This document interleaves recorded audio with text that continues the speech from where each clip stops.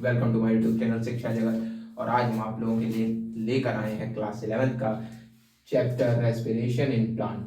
तो respiration in plant में सबसे पहले हम पढ़ेंगे रेस्पिरेशन कि रेस्पिरेशन क्या होता है। सबसे पहले हमें यह पता होना चाहिए, जो हम चैप्टर भी पढ़ रहे हैं रेस्पिरेशन इन प्लांट, तो हमें पता होना चाहिए कि रेस्पिरेशन क्या होता है। तो सबसे पहले हम इस डेफिनेशन को पढ़ेंगे, उसके बाद आप लोगों को मैं उसको एक्सप्लेन करूंगा। तो respiration the breaking of CC bond, मतलब कि carbon carbon bond of complex compound through oxidation within cell and release of energy in the form of heat। मतलब रेस्पिरेशन जिसमें हम कार्बन बॉन्ड वाले कॉम्प्लेक्स कंपाउंड्स को oxidise कर देंगे और उनसे हम एनर्जी ले लेंगे in the form of ATP.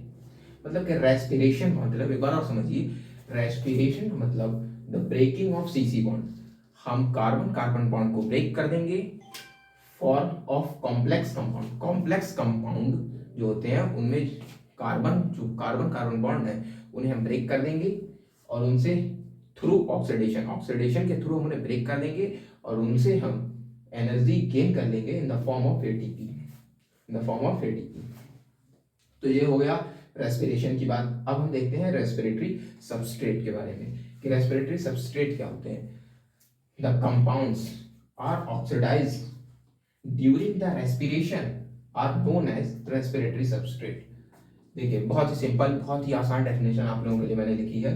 The compounds are oxidised during the respiration are known as respiratory substrate. Respiration मतलब रेस्पिरेशन की प्रोसेस के दौरान जो सबस्ट्रेट, जो कंपाउंड्स ऑक्सीडाइज हो जाते हैं और एनर्जी हमें देते हैं, उन्हें हम रेस्पिरेटरी सबस्ट्रेट कहते हैं। जैसे कार्बोहाइड्रेट्स, प्रोटीन एंड फैट्स और बहुत सारे होते हैं, जैसे मिनरल्स भी होते हैं। तो ये हो गया रेस्पिरेशन और रेस्पिरेटरी सबस्ट्रेट के बारे में बात। अब हम देखेंगे डू प्लांट्स ब्रीथ, जो हमारे एनसीईआरटी का एक टॉपिक है और एक क्वेश्चन भी एक तरह से है कि क्या प्लांट्स ब्रीथ करते हैं। तो इसका आंसर है yes, plants are breathe but do not present specialised organ for gases exchange and they have stomata and lenticels. मतलब कि प्लांट्स ब्रीथ करते हैं लेकिन उनके पास कोई स्पेशलाइज्ड सेल नहीं होता है, वो स्टोमेटा और लैंटिसेल्स के थ्रू ही गैसेस एक्सचेंज करते हैं।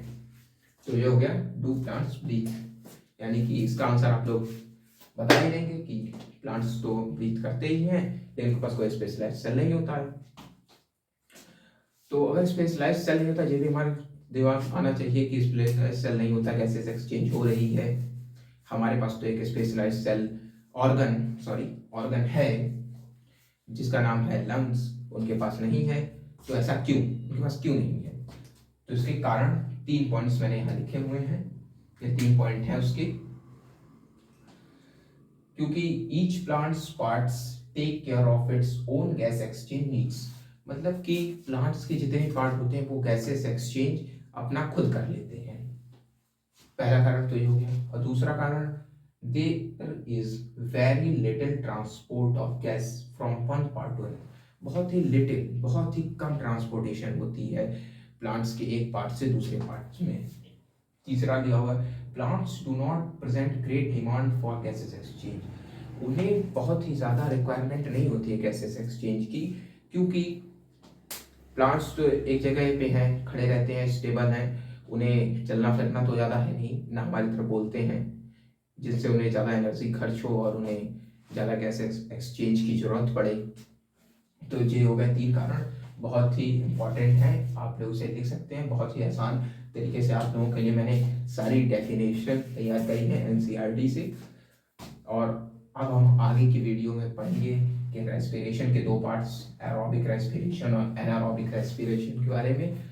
तो आगे की वीडियो देखने के लिए हमारे चैनल को सब्सक्राइब कर लीजिए और हमारे वीडियो को लाइक कर दीजिए अगर आपको पसंद आई हो।